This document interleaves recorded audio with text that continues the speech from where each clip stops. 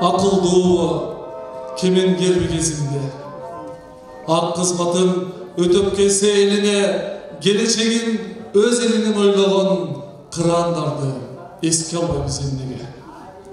Karmışaktın kadırı var, farkı var. Kılımdarga ulam aytılar, ırasında magnittey tartıuçu, ırlarında öçpey turgan жалындар. Ekin çömür ulanganda жаңадан, ebegeysiz çenimdikleri табылат, ellik akıt bolbosa da gezinde, el içinde kalыс sözler aytılат. Kakşasak da, kaygırsak da kançalık, karmışakta yakın hazır табылбайт, тура сөздү тартынбастан айтканда Ташбаевдин арбагына таарынбайт. Өл чачыла, чачып келсер алкына, ыры болсо жан дүйнөсүн жалпыга, жүрөгүнө бөксөлүктү кептетип, жетпедикпи чыган акын баркына. Жүрөгүнө бөксөлүктү кептетип, жетпедикпи чыган акын баркына.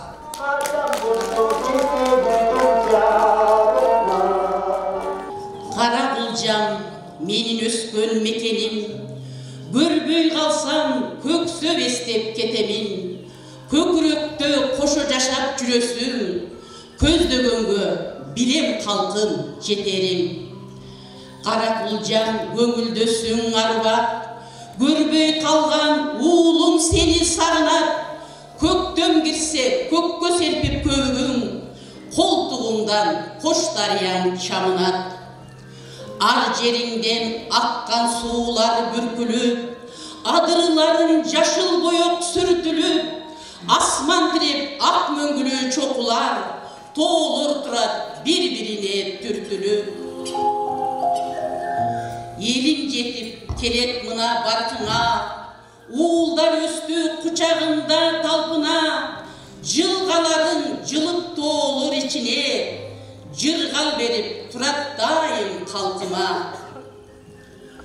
Öröndörüң eki jerde jarışıp, jorgo minseң tizgin koldo karışıp, kalın jurttun kacыбастан mal bagıp, gerek tınbay kayrat otun jagışıp. Жылда жерин жылдыздан gül tağınıp, jılgaların jıruu nurga bağınıp, Saratanda salkın muzdap şamalın, sağartan geçke betti sılayt jağınıp. Bardık жерден atın alыс uğulat, adır tüzdür ar başkaça kuğulat, tabigatın tamşandırıp körp berip, tala tüzün acarındı suluulap.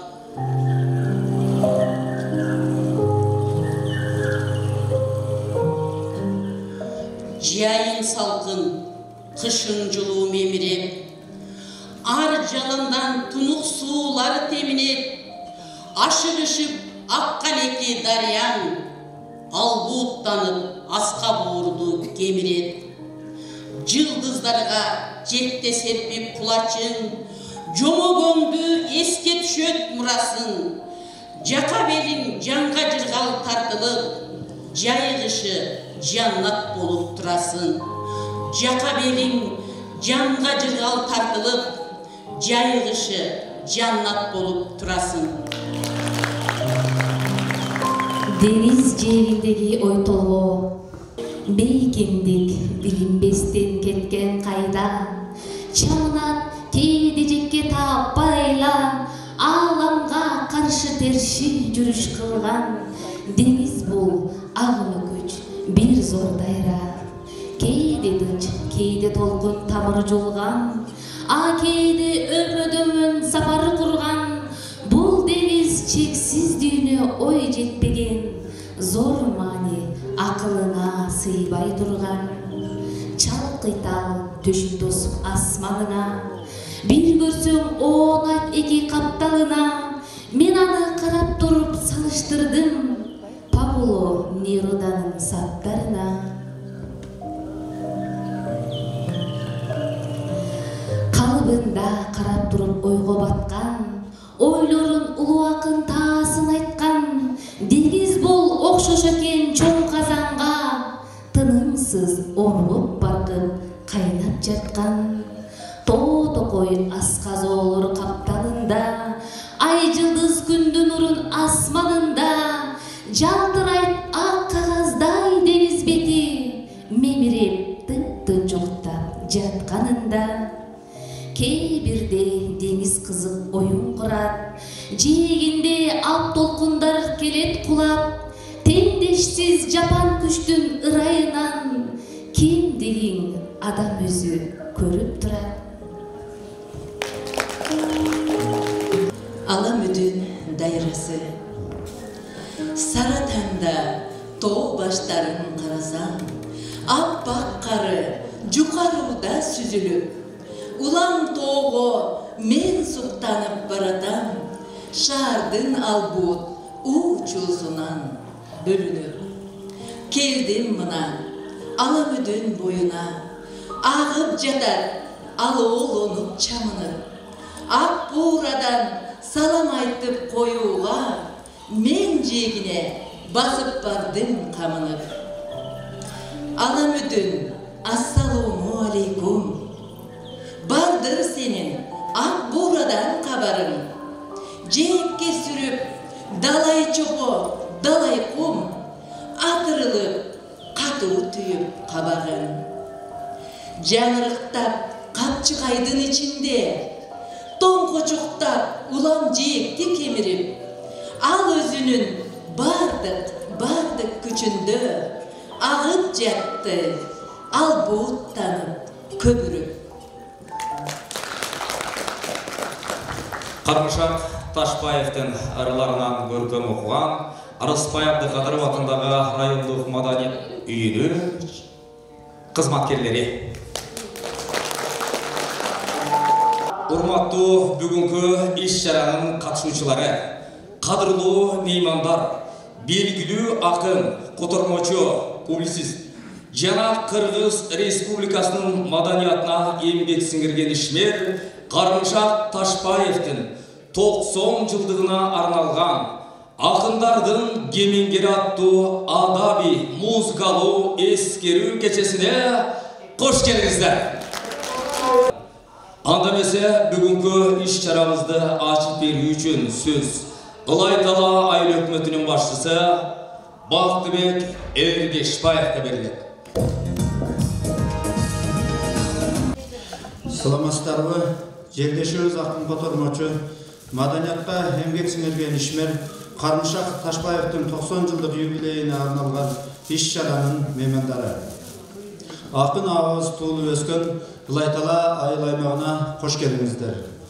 Акын абабыз жөнүндө кыскача токтолуп кетейин.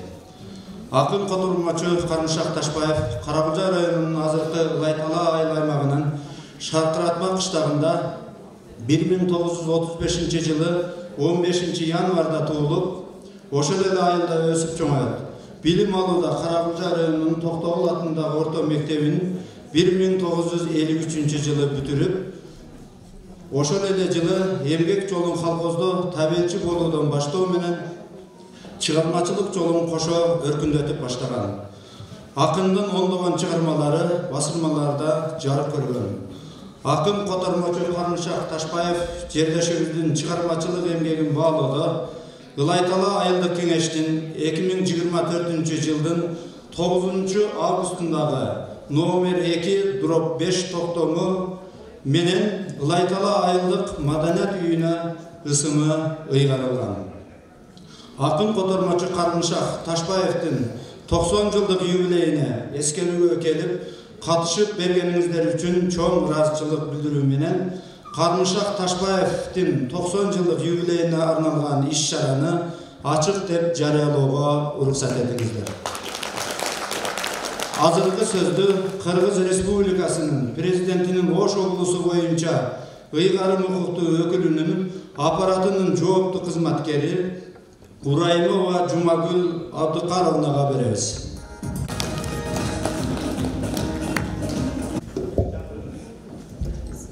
Саламатсыздарбы, урматтуу бүгүнкү иш-чаранын катышуучулары, эң оолу баарыңыздарды Кыргыз Республикасынын президентинин Ош облусундагы ыйгар мукту өкүлү Жантайыр Эчибек Нуржадиевичтин атынан, өкүлчүлүктүн аппаратынан жана өзүмдүн атымдан ушу баарыбыз үчүн белгилүү мыкты кемеңгер талант Карымшак Ташбаевдин 90 жылдык мааракеси менен чын дилден куттуктап коюуга уруксат этиңиздер.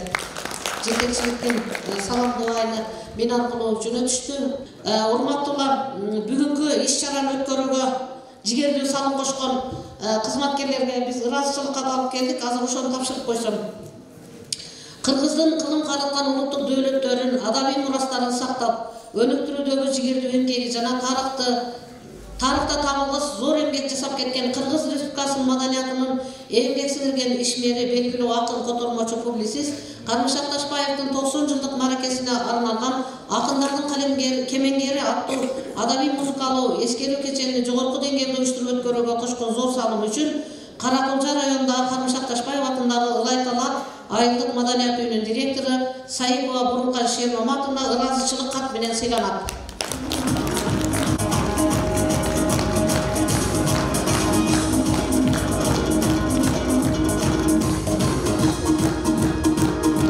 Каракулжа районундук борборлоштурулган китепкана тармагынын Абдыраев атындагы номер 6 Ылайтала айылдык китепканасынын башчысы Маткадырова Айсулуу Калмаматовна сыйланат.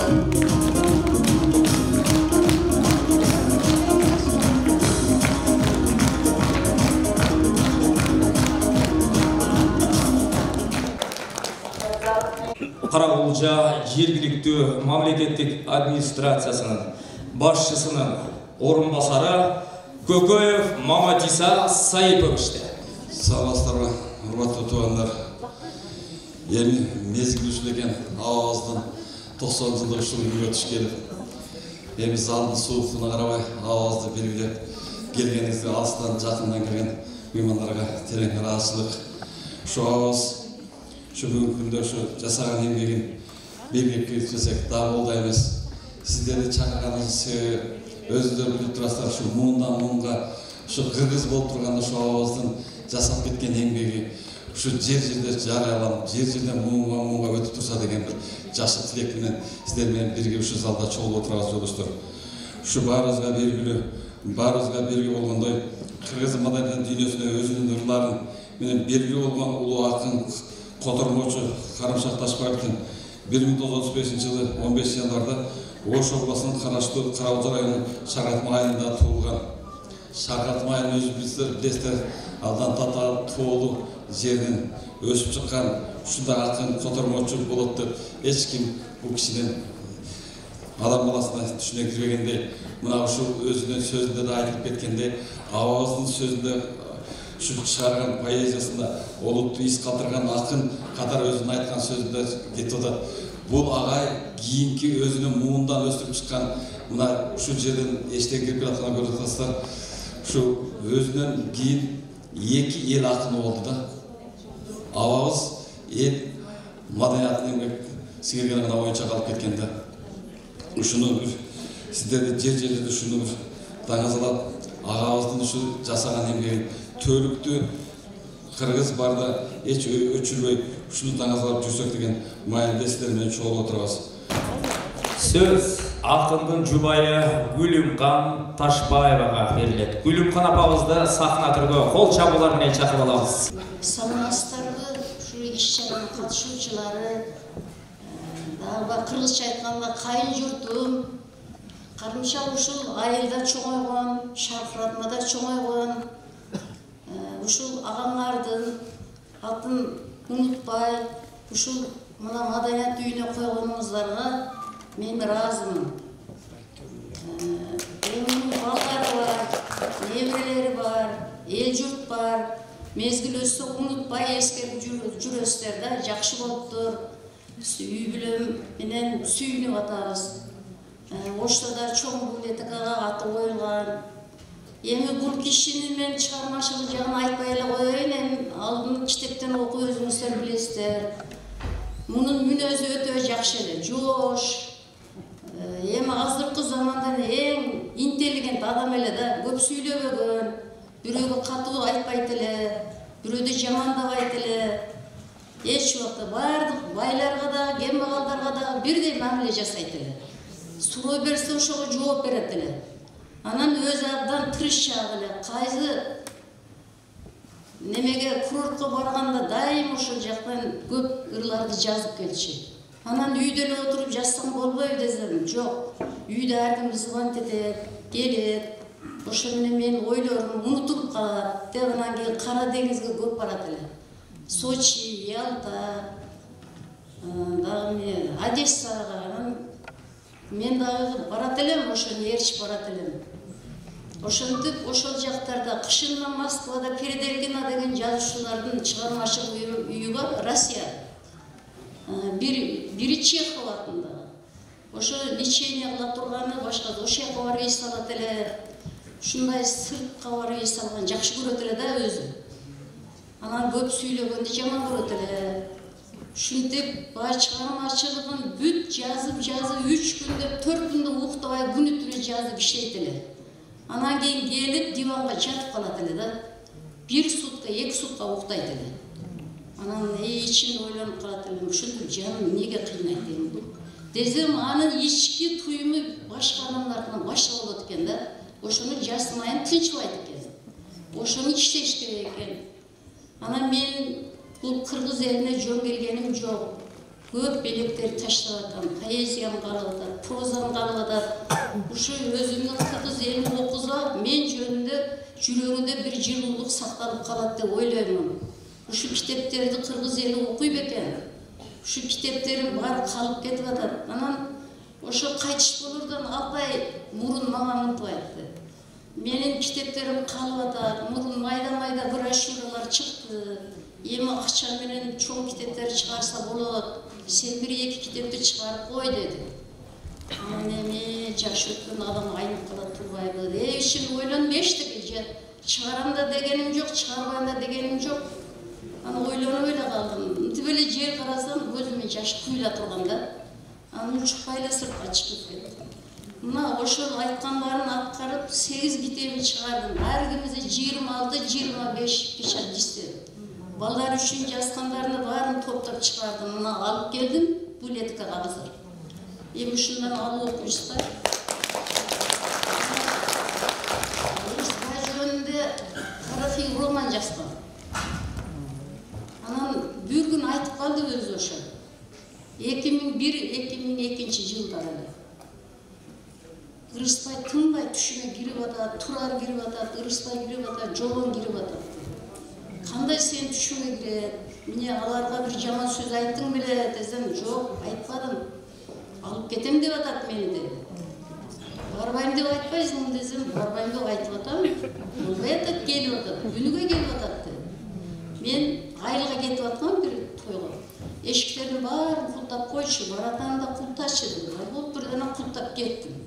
Барып эле чай ичип эле кайра такси менен тез эле келдим. Мен жакын райондо эле ошто. Келсем отуруптур. Анан міне дагы келди өзүм, дагы келди да дейт.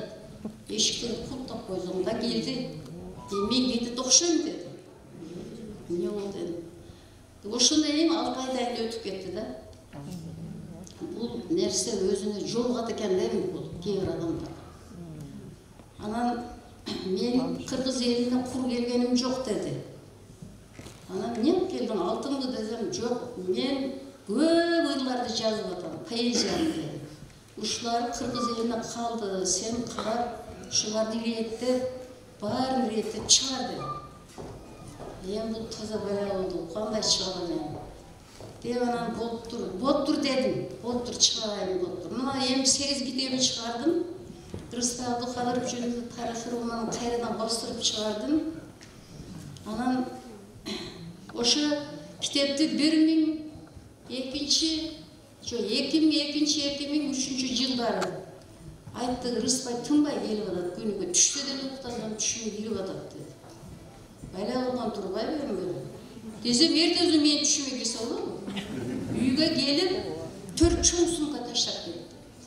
Клетка. Ой, кириң тамак ичиң, мына тамак пышырып десем, жок, мына сумканы сен алып кал. Үйгө кирбейм деп кетип калды. Анан кийин бир күн айтып калды, мен Рыспай жөнүндө китеп жазбаган болбойт окшойт деди. Неге десем, күнүгө түшүнө кирип атат. Мен сага кандай убада айттым эле, убаданы аткарбайсыңбы деди. Анан мен да түшүмө кирди, мен да айтып бердим. Анан ушундай дедим, жок, мен ооруп атам төшөктө. Мени кийин машинада сүйлөшүп койдум. Мен Ырысбайдын туулган айылына барып, туулгандарына жолугайын деп. 1-2 күн аяктап конуп калгам. Деди, анан оорубасаң, эми суукта кантип барасың? Ошол октябрь айы. Анан болбой кетти. Жана 1-2 бала кошуп бердим, мен карап жүргүлө. Анан 3 күн, 4-чү күнү келди, бүт фактыларын алдым мен. Анан ошону жазды, ошо. Мына Ырысбай Абылкадыров жөнүндө китебин алып келдим, библиотеканын алып окуучусу. Мен таптым дедим бир күн. Десем, баягында сен больницада жатып чыкканда Ырысбайдын айтканын билесиң дедим. Билем деди. Мен да таптым деди. Ошо больницада ооруп жатканда үйгө чакырып чай берген ба, тең туштарын эми. Кудайга катары. Анан ошондо Абдилла Капаров деген журналист бар, ал киши өтүп кетти, ошол айтты. Неге ооруп калдың сен? Мен өлүп калайын дедим да. Бир ажалдан калдым мен. Жаман болот экен жүрөк ооруган деди. Анан ошондой дезе эле, Ырысбай отурганда ордунан тура калат эле, бир нерсени айтканда ордунан тура калат эле, ошо киши раматыр. Анан деди, сен мен жөнүндө роман жазышың керек деди. Сен өлбө деди. Мен мурун өлөм, анан сен өлөсүң кийин деди. Анан баарыбыз күлүп калдык эми, анан күлүп отуруп калдык. Ошондо сен жазасың мен роман кылып элге. Сенден башка эч ким жаза албайт. Экөөбүз 30 жылдан ашык байланышта жүрүп атабыз деди. Анан кийин ошондо мен убада бергенмин да, мен жазышым керек деп ооруп төшөктө жатса да кетти да жана айылына. Барып туугандарына сурап келейин, районун центрине барайын деп. Анан жазды. Жазгандан кийин түшүнө кирбей калды деди. Болуптур, жакшы болуптур деп калдык. Анан ушу тарыхый романды жазды Абдыкадыров жөнүндө. Ушул эми турмушун айтып берейин. Ал чыгармачылыгын акын жазуучулар өздөрү айтышат. Көңүл бургандарга рахмат. Силерге аябай үй бүлөнүн атынан чоң ыраазычылык айтам. Мына ушундай заңгыраган кулуптун атын коюпсуңар. Үй бүлөнү менен кубанычтабыз. Эл журт тынч болсун, баарыбыздарга ден соолук каалайм. Мына ушул акыныбыздарды унутпай, 62 коюп өсүп келаткан жаштар ушул жазуучу акын катарын билсин. Мезгил өтөт, баары унутулат дегендей. Рахмат сиздерге, ушу эл журтуңар баарыңыздарга рахмат. Жакшылык каалайм. Сүйлөп койдум окшойт. Сөз Карабулжа райондук маданият бөлүмүнүн башчысы Сулайманова Бакбүгү Арыспаевна. Саламатсыздарбы, урматтуу бүгүнкү иш-чаранын катышуучулары, урматтуу коноктор, кутмандуу күнүңүздөр менен биздин касиеттүү Карабулжага кош келипсиздер. Жумагүл Аткаралына баш болгон ошол районунан келген коноктор. Мына баягыдан бери аябай жакшы сөздөр айтылып атат. Агабыз жөнүндө, ал агабыз жөнүндө көргөндөрдөн биз таалим алып, мына угуп отурабыз, китептерин окуп отурабыз, агабызды көрбөсөк дагы.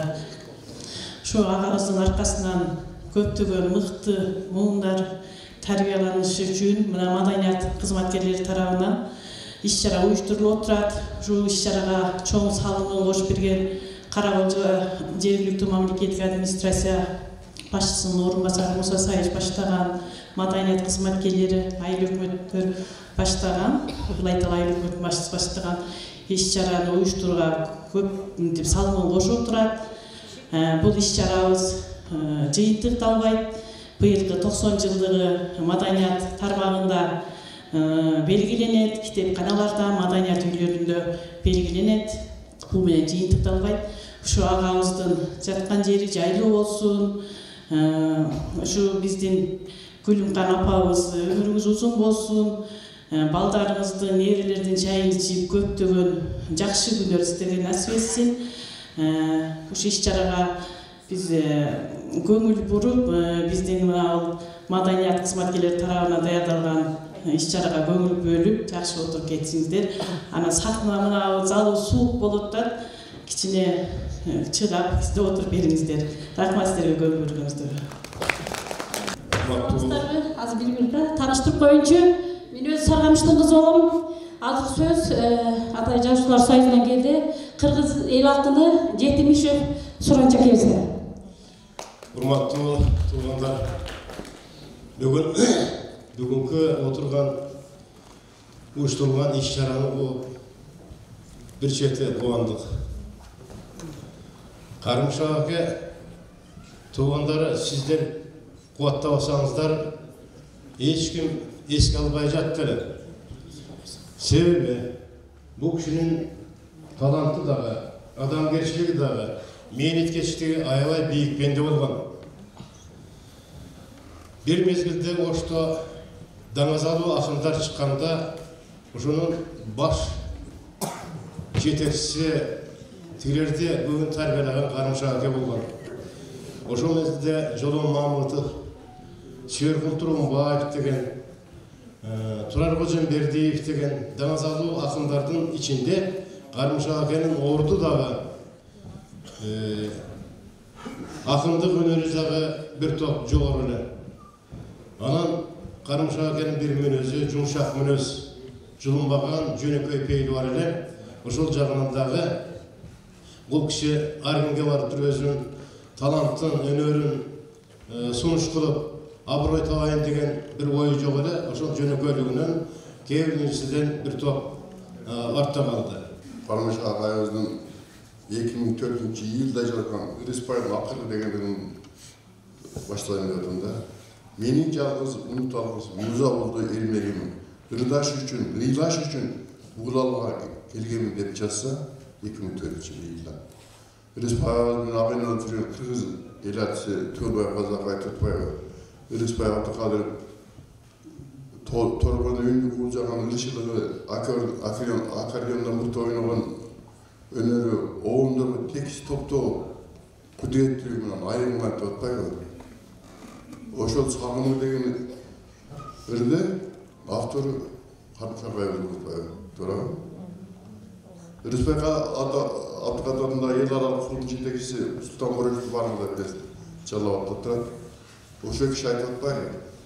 Ырыспай Абдыкадыровдун оонун чет өлкөлүктөр дагы кызыгып жүрөт. Мына америкалык Антонио Паш деген атты композитор 4 бөлүмдөн турган 45 музыка симфония жазган. Ал биз сыйырмайды турабы? Андан ошонун автору биздин агабыз Карымшак Ташбаев болгон. Анагай Бүгүн менимче адабиятты, маданиятты сыйлагандар чогулду дейм. Кыштын суугуна карабай жүрөгүмдөгү музыкага болгон, ырга болгон сүйүүлөр ысык келип. Кыштын шилдесинде эле жүрөктөрү жылуу инсандар келди ойлойм. Биринчиден мен айтарым, ушул Кара Кулжа элине, Ылай-Талай элине таазим, ушундай улуу талантты жараткан эл болот. Эли болбосо акын кайдан болмок. Акынга дем күч берген ошол эл журту туулгандары, ошону менен бирге акынды чоң чыгармаларга жазууга дем берген, сүйүрларын жазууга шык берген сулуулар болот. Ошол ырларды жазганда кимге арналды дебей күткөн Гүлүмкан эжекебизге рахмат дейм. Ошол чыгармаларды жазып атканда кимге арналганын билгиси келип, билсе дагы ушул акынга дем күч берип, кайрат берип артында турган эжеке сизге таазим. Арбаңыздар, урматтуу биздин касиеттүү Кара Кулжанын Ылай-Талай өкүлдөрү жана Оштон келген атайын меймандар, баарыңыздарга ден соолук, иштериңиздер ийгиликтүү болсун. Биз ушундай атабыз бар экен, белгилүү болгон сыйлыктанабыз. Ошондой эле уюштуруучуларга чоң ыраазычылык билдирүү менен бирге акынга ыр түрүндө эскерүү жасап өтсөм. Элдин уулу Карымшак Ташбаев атабызга эмгек жолун баштап өскөн айылдан суу жүгүртүп, өнөр үчүн тамырдан, даңктуу, барктуу, эл ичинде ардактуу, коомчулукта изи калган салмактуу, жооптуу катчы, коммунизм үчүндө газет чыккан, райондун ичинде облустук Ленин жолдо кызматкер, жаштык жалын болуп турган күчүндө, убагында облустук кабарчы, Кыргызстан пионери чыгуучу, Кыргызстан жазуучулар союзу жооптусу филармония облустук өтөдү. Уюштуруу жактан көркөм жетекчи кызмат кылып ак тилинен андада ош альманах түзүм ишчиси жарык көрдү алгачкы ыр таң калуу, тушоо кесүү, телчиктирип басканы, Кыргызстан басылмалар басылды, жолун ачып адабият майданы. Ыр жыйнактар, түрдүү тема камтылган, которулган поэмалар басылган, эл оозунда калдырган акындын көмүрлары түрдүү оонго салынган. Жерде калбай элге кылган эмгеги мамлекет тарабынан сыйланган, эмгек сиңген маданият ишмери, жогорку эмгек жогору жактан бааланып, Манас миңди бекер эмес бергени. Баарынан да күчтүү элдин сыйлыгы, баарынан да күчтүү болуу сыйлыгы, элдин уулун эл эскерип өтүүдө 90 жылдык юбилейлик жыйында. Элдин уулун эл эскерип өтүүдө 90 жылдык юбилейлик жыйында. Рахмат. Куттуктоо үчүн сөз Журналисттер Союзунун Түштүк региону боюнча төрагасы Маматазин Жуманазаровго берилет. Саламатсыздар, мен тааныштырып өтөйүн. Журналисттер Союзунун Түштүк региону боюнча төрагасы Маматазин Жуманазаров агайыбыз Оштан келип отурат. Андан кийин коомдук ишмер президенттин кеңешчиси болуп иштеген. Азыркы учурда Сооронбай Жусуев фондунун төрагасы Жээнбек Келдибек агайыбыз дагы келип отурат. Мен өзүмө тааныштырып өтсөм, Караколча кайрыктарынын коомдук бирикменин жетекчисимин. Мен баары салтка ылайык агайларыбыз сүйлөгөндөн кийин анан мен сүйлөсөм. Саламатсыздарбы, урматтуу Ылай-Тала жергесинин журту, анан алыстан жакындан келген райондун эли журту, анан райондук маданият башкармаларынын маданияттын кызматкерлери, китепкананын кызматкерлери, менин мурунку коллегаларым, саламатсыздарбы, ден соолугуңуздар жакшыбы? Жакшы, ушундай иштердин баарын жүзүнө чыгып иштеп жүрө бериңиздер. Эми Карымшак Ташбаев агабыз биз аны кишинин чыгармачылыгы менен бирге чоңоюп, ушу журналистикага багытталганга дагы, адабиятка багытталганга дагы ошо кишинин салымы зор, чоң деп айтсак болот. Анткени кийин бул киши менен жолугуп, коллегалашып болуп, бирге иштешип калдык. Анын ичинде мына Гүлөмкөн эжем экөөбүз да коллега болуп бирге иштешип калдык. Мен областтык газетага башкы редактор болуп барганда, бул кишилер дагы ошол жерде эмгектенген, ошол кезде жолугуп, ошол жерде таанышып, анан Гүлөмкөн эжем өзү сиздер айткандай карымшакты кылган уш киши. Мактап койбосок болбойт. Ички сырында, сырткы сырында бирдей сакадай кою саралтын кыз. Атайын бир көрүп барып, сүйүүсүнүн арманын айтып берген бизге. Кыз сүйүп калса өзү сүйүүгө бекем болот да. А эркек анчалык эмес. Ошон үчүн мына сүйүп алыстан, аксыдан келип турап, ошол тараптан келип, ошо сиздерге жеңе болуп, бизге жеңе болуп, ушунун ызак сыйында ээ болуп отурат да. Сизге чоң, зор таазим.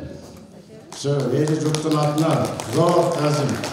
Анткени жана айткан сөзүнүн баардыгынын өтөсүнөн чыгып, көзүңүздүн майын кетирип, мээнет кылып, өзүңүздүн колуңуздан чыгарып, өзүңүз дагы журналистсиз, Ленин жолу газетасында көп жыл иштегенсиз, ошол такшалган тажрыйбаңыз менен ушу кишинен 8 томдуктан турган китебин чыгарып койду.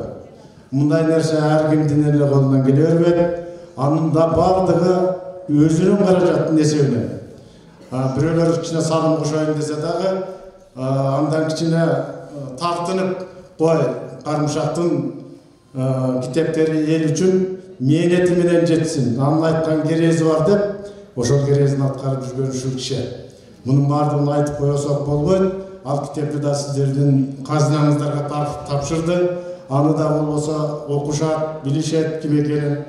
Саламатсыздарбы, Мен сізге рахмат айтамын. Қарымша әкені бағып, Гүлік атты жарышқа салғанларының қиындығы тұлпарда емес, аны саяпкерде болмақ.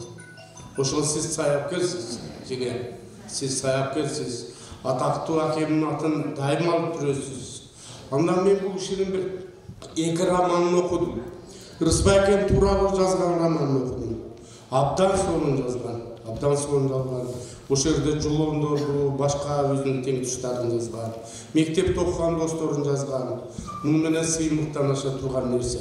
Экинчи бир мындай классикалык деңгээлде бир жакшы көөлөр бар. Ошонун ичинде Рысбай экенин дагы аябай асманга жеткен чоңоону бул жанагы сагынуу. Кече эсиңизде бар, өлгөндө да сагынууну ошо скрипка менен ырдатып турду. Рысбай эке жаздырып кеткен экен, ушуну ырдатып турасың. Анан кийин баягы Назим Хикмет айткан экен, мен күйбөсөм, сен күйбөсөң, ким күйөт деп. Саламатсыздарбы, урматтуу караган элим. Көпчүлүк айтышат, Каракулжа жеринде пут түшкөн жер, Каракулжа элинде Кудайым нур төккөн эл деп айткандыгы анык. Себеби биздин Каракулжа элинде батырлар чыгат, таланттуулар чыгат, намуздуу элдер чыгат. Ушундай таланттуу ырчылар чыгат, акындар чыгат. Анан эми айтып отурсак, акырында мына биздин президент дагы туңгуч президент деп койсок болот. Бизден чыккан Каракулжа элинин ошо себептен баардыгы тастыкталып турат. Эми биз эмнени айтмакчыбыз? Ушу улуу агалардан, аталардан калган керез дегендей ошол адамдардын бизге берген талим тарбиясы менен кийинки муундар өсүп келет экен да. Анан жеңе сизге чоң ыраазычылык. Ошол аганы баягы айтат эмеспи? Аял жакшы, эл жакшы дейт. Ошо сиздин берген чайыңыз менен, жылуу сөзүңүз менен ошол агайыбыз агары ушундай даражага жеткен болуш керек. Ошо кишинин арбагы сизди колдосун, балдарыңызды колдосун, калың элди колдосун дегендей.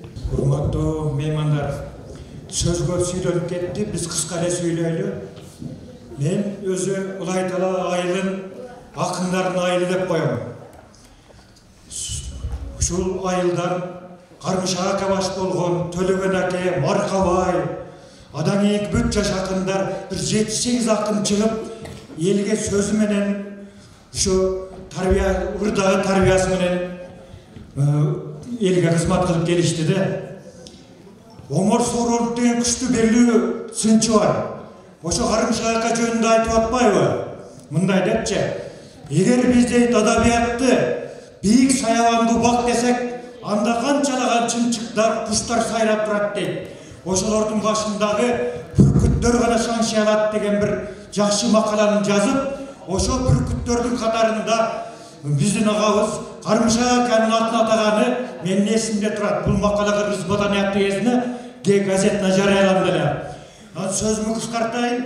Мен өзүм Муса Сайпович кече айткандан бери түйшөлүп бир 2 сааттык сөз даярдап алыпмын. Эми сөз бул макала болуп жазылышы керек, жазылат болуш керек. Рысбай Кармыша аканын 2 сабыры бар да. Бүгүнкү президентибиз нар насил жөнүндө жарлыгында жарыялап, чоң маселе Кыргызстан боюнча коюлуп атат. Ошол нар насилдин акыны деп айтат элем мен Кармыша аканы. Мындай 2 сабыр эске түшүп атат азыр. Курсак тойгон жерде жүрө бербестен ойлош керек өскөн элдин тагдырын дейт. Мындай нарктар, мындай насилдер Кармыша аканын бүтүндөй чыгармачылыгын кантип турат десем болот. Ошон үчүн бул кишинин ырлары, чыгармалары, ыр менен жазылган романдары экинчи өмүрүн кайрадан жаздай болуп жашартат деген ойдомун. Саламатсыздарбы, урматтуу көптөгөн таланттарды таптаган, таланттарды багылаган, айтылуу аталыска даңкы далайга болгон Каракулжа элинин кадырман калайыгы, амансыздарбы? Biz özümüz tanıştырып кетсек, атым Нуркамил, фамилиям Абдуллаев, мен ушул Ош облусундагы райондук гезиттердин редакторлорунун атынан ушул жерге чыгып турам. Агайлардын бул жерде биз тааныган, биз бактаган, биз баалаган устаттарыбыз, агайларыбыз турат. Алардын алдында бир аз ыңгайсыз болуп турабыз. Бирок ошол кезде дагы мен бир чети бүгүнкү иш-чарага катышканга аябай суктанып турам. Аябай сыймыктанып турам. Анткени Айтылуу Кемеңгер акын ошол Кармышак абабыздын мен шагирдимин. Шагирдим дешке толук акын бар да. Себеби 97-жылы темтеңдеп журналистикага баш багайын деп Ош жаңыры гезитине келсем, Ош жаңыры гезитине мени корректор кылып кабыл алышты. Анан корректор болуп олтуруп эми кабинетке кирсем ушул Гүлүмкана эжебиз турат. Башкача айтканда эже менен корректор болуп бирге иштешип жүрүп, анан кесиптештерден угуп калдык. Бул Айтылуу Алике Тегин деген өзүнүн аты, өзүнүн адабиятта орду дегеле салмагы бар акын Кармышак Ташбаевдин аялы деп. Анан бир күн бир адам келип Гүлүмкан эжебизди сурады. Анда акындын обондуу ырларына кезек берели. Сөзү Кармышак Ташбаевдики, обону Арыспай Абдыкадыровдуку. Жогоруда агабыз айткандай, дүйнөнү дүңгүрөткөн, Америкада жаңырган Айтылуу Сагынуу аттуу ырын райондук маданият үйүнүн кызматкери Анарбай уулу Нурбектин аткаруусунда кабыл алыңыздар.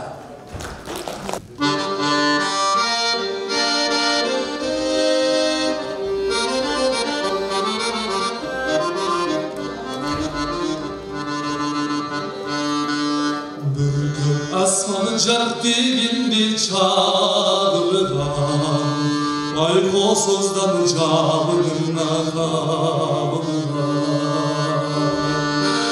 Өтіргенде бурчаланып махаббат, жалғыз сен елесің бе жанымнан. Азыр мен да ойлоп сени жатамын, ошол күндөр бүткөнүмдү канымда.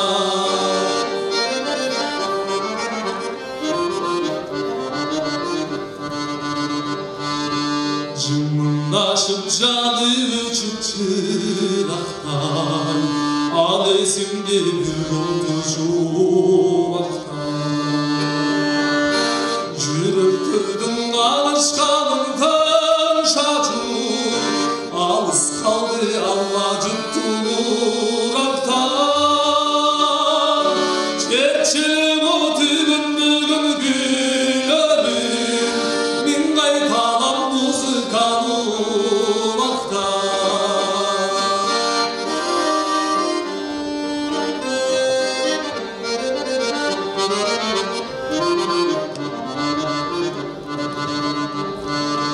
Таппай тағырым махаббаттың айласын, сағындым мен жол-жолын аймашын. Бұрынғыдай күтіп жатам асырда, бұлбұлышыр перзеңнің сайрашын. Арулақта жолық жерік бақшадан, айтшы неге асыл бечім қайдасың. Арулақта жолық жерік бақшадан, айтшы неге асыл бечім қайдасың. Арулақта жолық жерік бақшадан, айтшы неге асыл бечім қайдасың. Айтшы неге асыл бечім қайдасың.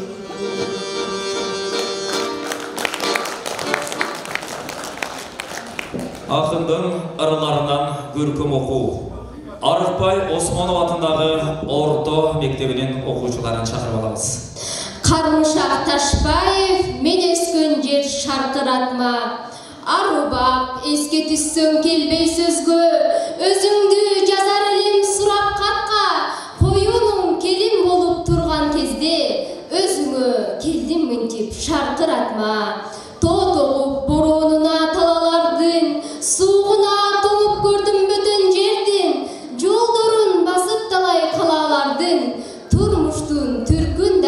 татып көрдüm. Мектепке далай баргам карын малтап, бетимди тосуп кышкы шамалыңда, мен сен деп ыйласам да путум какшап, зар болдум чоочон жерде караныңа. Чуркагам жолдоруңда карга батып, жыңайлап аралагам шибериңди, чейин адырыңдан буудай тартып, чөп боолап чыңалткамын билегимди.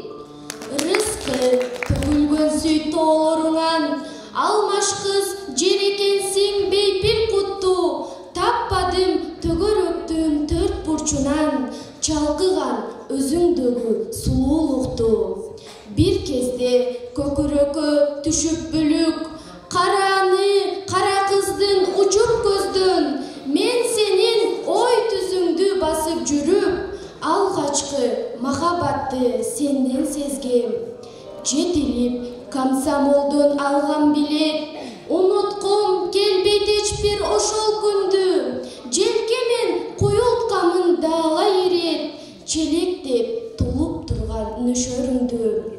Көп жолу ылай жасап дубал ургам, денемди жазгы суугум калтыраткан, менин ким экенимди көрүп турган, дүйнөдө бир өзүңсүң шаркыратмам. Токтосун Самидинов, айтарга кем акынсың, агада наалыбаган эл акынсың, эли сүйгөн эмне болот, эчак эле, эсте жүр, эчак эле эл акынсың. Кармышак Ташбаев туулган жердин элеси, туулган жер элесинди эске салып, ойлоном алыс жерге келип алып, көдөнгө толуп кеткен зор кусалык, кетчүүдөй көкүрөктү теңге жарып, жол бою тагаларың чарчыланган, тартылган агаттарың аркан болуп, андагы пакта келдер таңда барган, жаткансый жер боруна килен согуп, агарып ак шиберлүү айыл кыштап, аны бүт жемиш багы алган курчап, созулган жылдар менен кеткен жолдор, койнуна картпа мирдин кирет чуккап.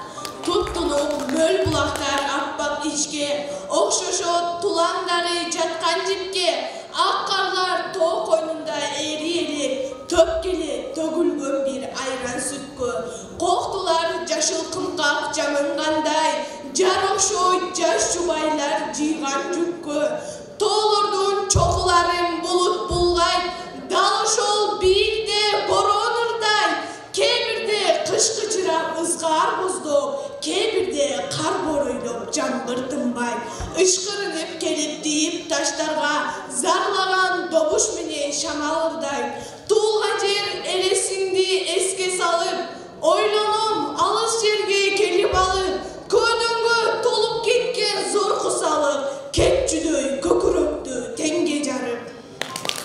Поэзия кыйканы жазган Маткадырова Айсулу, акын агам поэзия кыйканы жазган ырдын ар бир сабы мактанын, эмгегиңиз элге сиңип такталат, ыргайлантып биз жашаган дүйнөнү. Күйөрмандар жүрөгүндө ырдарыңыз, жашай берет жан дүйнөнү арылап, күн нурундай кылымдарга чачырап, жашоодогу аба суудай керектир. Атыңызды берделиңиз маданият үйүнө, айыл ичи шаңга толуп уккан адам сүйүнө, жакшы кабар сыйкырлардай жетелек, ар чакайын карагайлуу төрүнө. Ыр менен тоолуктардын жарпын жазып, алырлар элиңизге алтын казып, кылымдар кылым кезип өтсө дагы, кыргыз барда өспөй жашайт атыңыз, кыргыз барда өспөй жашайт атыңыз. Самара Садалова акын Кармышак Ташбаевке издендиңиз, сөздүн кенин каздыңыз, ырысаттарын кара сөздө жаздыңыз, Кудай берген талант менен көп окуп, кадыр бартап, кыргыз элге жактыңыз. ырlarыңыз окурманга жагымдуу, уккулуктуу, маани терең мазмундуу, акын жана эрдигиңиз окусам, өтө мыкты баяндапсыз аңыздуу.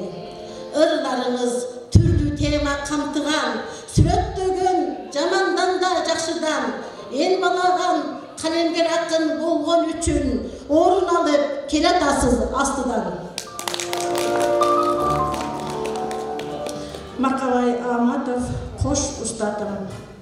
Адам эле арабызда жөнөкөй, булбул эле безеп турган көмөкөй, кыран эле болжол учкан алысты, өлгөнүңө кантип сезим көнөтой. Бул жалганды адал адил жашады, кыйгап өтөт кээде бакыт тазаны, дак кубалап эшиктерди чырткан жок, өзү келсе келет деди аланы. Мингискендей учкул күлүк аттарга, устат болду таланты бар жаштарга, какемчелик дарамети бар адам көөдөн кагып чыгып алмак асманга. Мекенчилдик турду дүргүп канымда, аруу тутту ниет делек арында, о дүйнөнүн бар экени чын болсо, какем жүрөр чында бейиш багында. Кош устатым, аруу адил адал зат, муун алмашып өзгөрүлөт адамзат, кетти жаның түбөлүктүү дүйнөгө, ал биздин да бир убакта барар жак. Акындын сөзүнө жазылган обондуу ырларга кайрадан кезек берели. Сөзү Кармышат Ташбаевдики ордолуу ошун мекеним. Обону Абдыкерим Алымовго таандык. Ылайтала айылдык маданият үйүнүн алдында уюшулган Ак Саамай шайыр апалар тобунун аткаруусунда кабыл алыңыздар.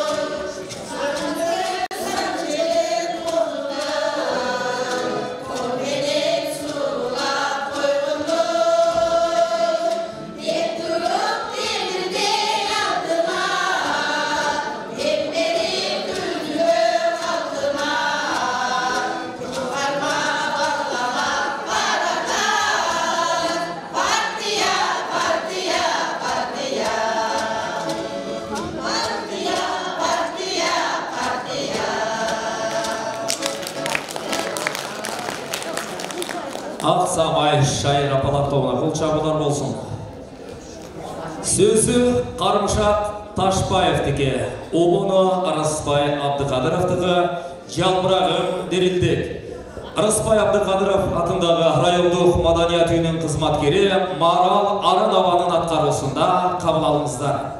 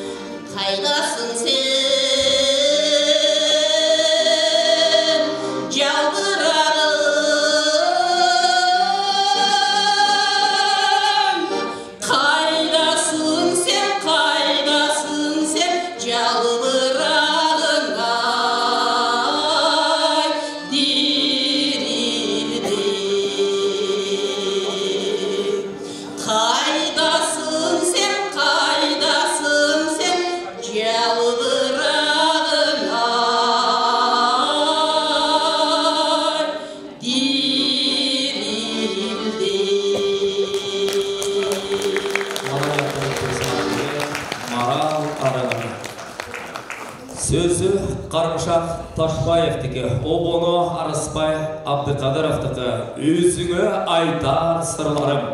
Атқарушы Арыспай Абдықадыров атындағы көптеген қару сынақтарын қатысушысы, байгелі орындардың иесі Абдыбек Абакиров.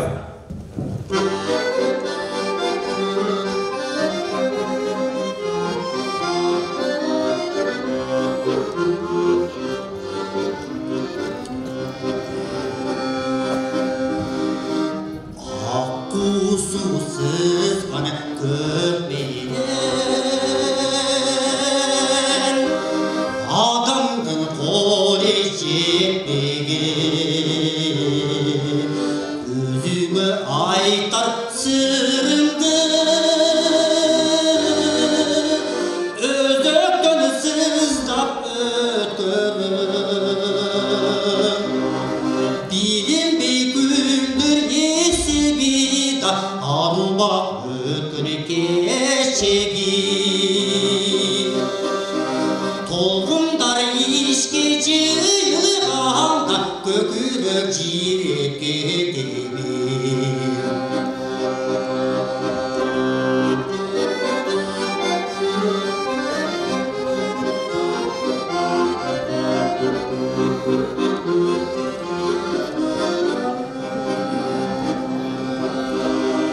Özümsüz günleri öpürdüm Özüm senden örttürdüm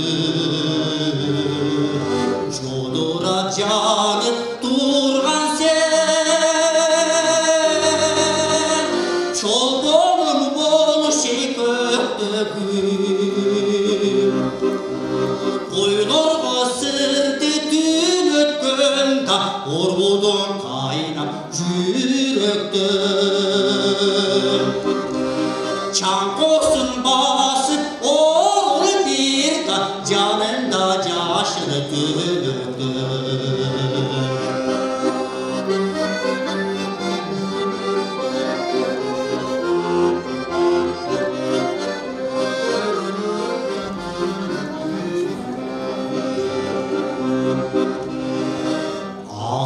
Usulsuz kane kökmeden adamdın kol etmegen özüme aytar sırrımdı özökten sızdap ötürüm bilin bir gündür esi bir da arubak ötünü geçegi tolgundar işkeci yılganda kökürök jireke debi bilin bir gündür esi bir da arubak ötünü geçegi tolgundar işkeci yılganda kökürök jireke debi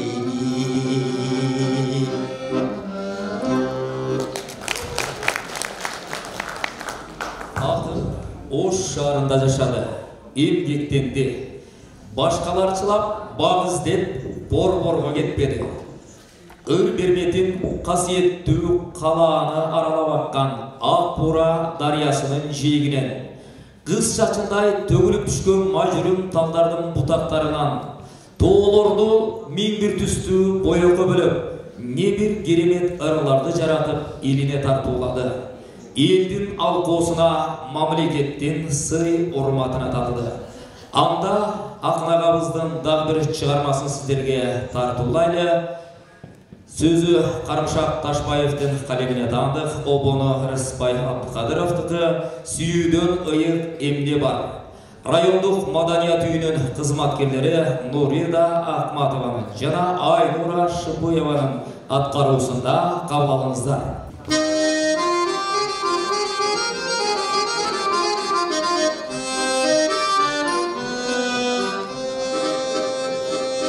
Suyudun ıyık emni var, suyuştu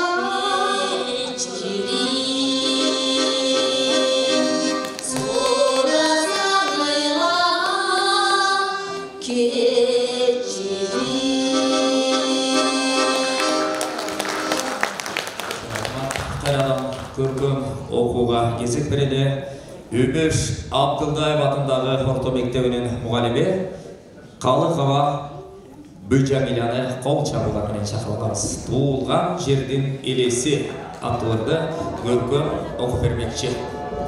Туулган жер элесиңди эске салып, ойлонум алыс жерге келип алып, көдөңгө толуп кеткен зор кусалы кетчүүдөй көкүрөктү теңге жарып.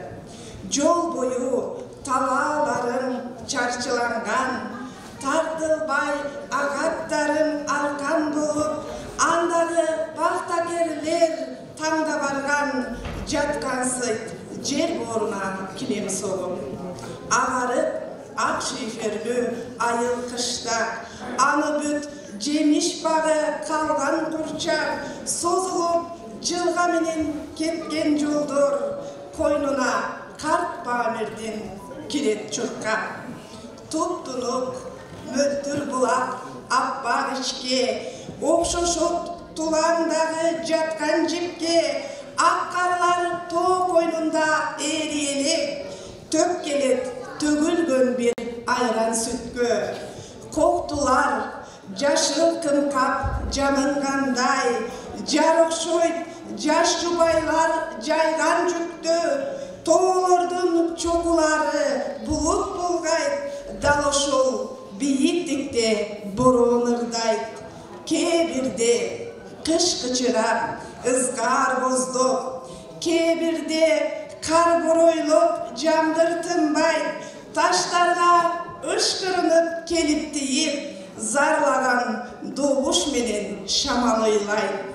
Туулган жер элесиңди эске салып, ойлонум алыс жерге келип алып, көдөңгө толуп кеткен зор кусалык кетчүүдөй көкүрөктү теңге жарып.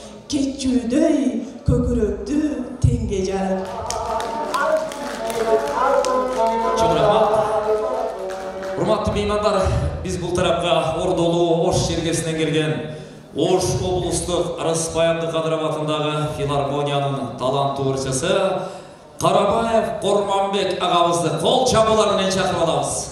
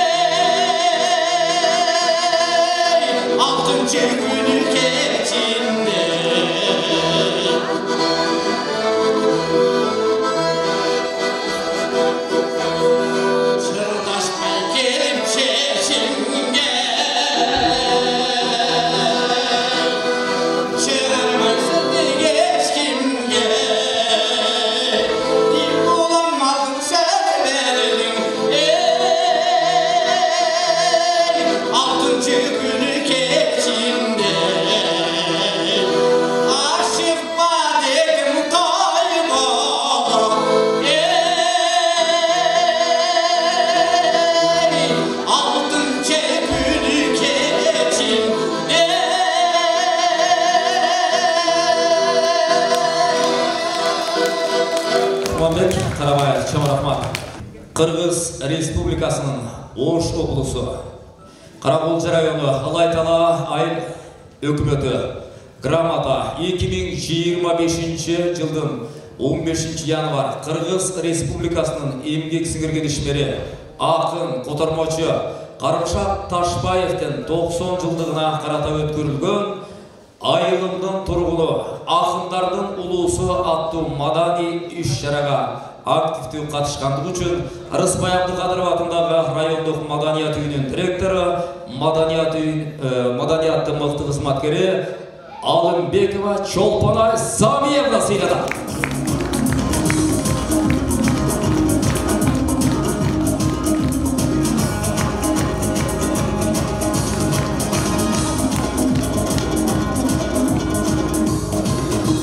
Жогорудагыдай грамота менен бүгүнкү өткөрүлүп аткан маданий иш-чарага активдүү катышкандыгы үчүн Толтобердиев Тойгонбай Калыкович сыйланат.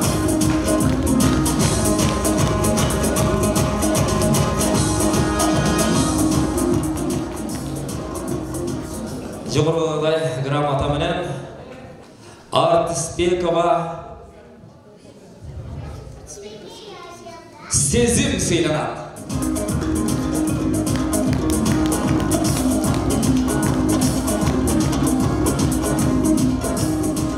Жогорудагыдай грамота менен бүгүнкү өткөрүлүп аткан маданий иш-чарага активдүү катышкандыгы үчүн Саматова Эркайым сыйланат.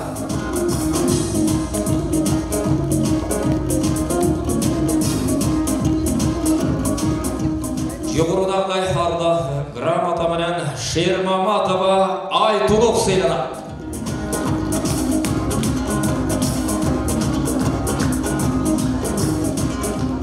Жогорудагыдай грамота менен Төлөгөнова Гүлназ сыйланат.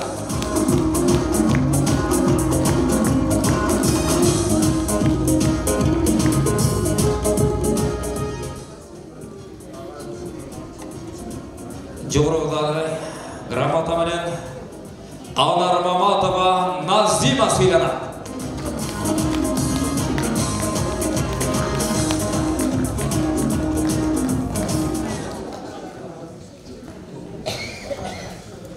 Урматтуу бүгүнкү ушу агабыздын 90 жылдык мааракесине иш-чарасына келип катышкан урматтуу коноктор, алыс жакындан келген меймандар, өзүңүздөргө маалым болгондой ушул баардык ушул агабыздын элге кылган эмгегин бүгүнкү иш-чара менен элибизге дагы бир жектиликтүү кылып эскерип алдык деген ойдомун. Сиздердин ушул агабыздын эмгегин баалап, чыгармачылыгын баалап, ушул иш-чарага келип бергениңиздер үчүн сиздерге чоң ыраазычылык тилейбиз. Элдин атынан, айыл өкмөтүнүн атынан айылыбызда ушундай Алай-Тала айыл өкмөтүндө, деги эле Кыргыз жеринде, Караколчу районубузда абабызга окшогон чыгаан адамдар буюрса мындан кийин да көп чыгып элибизге эмгек кыла берсин.